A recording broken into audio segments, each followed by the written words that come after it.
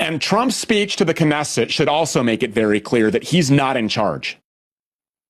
Donald Trump is not calling the shots in our occupied capital city of Washington, D.C. And Trump confirmed that himself. Once again, he gave a shout out to Miriam Adelson, the AIPAC head who spent $200 million collectively to get him installed as president.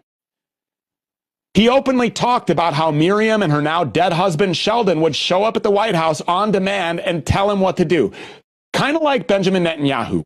They all see this country with Donald Trump in the White House as the ultimate vehicle for advancing the Talmudic agenda worldwide and for stealing the land that's needed to fulfill the Greater Israel Project with the assistance of the United States military.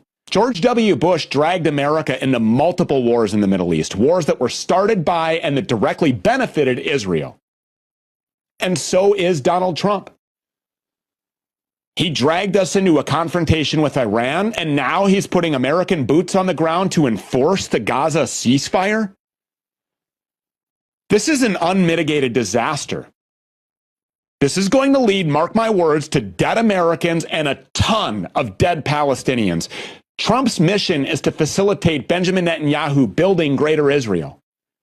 And that's been obvious now for quite some time. I tried to warn you.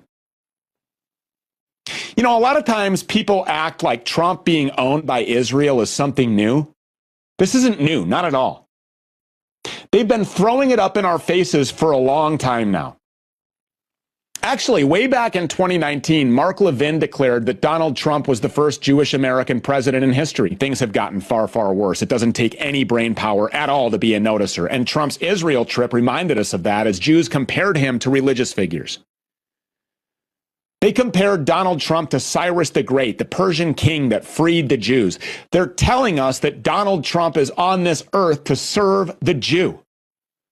Cyrus allowed the Jew to build the second temple, and Trump is here to usher in the third, to save the Jew from an imaginary Shoah by waging war on the Middle East.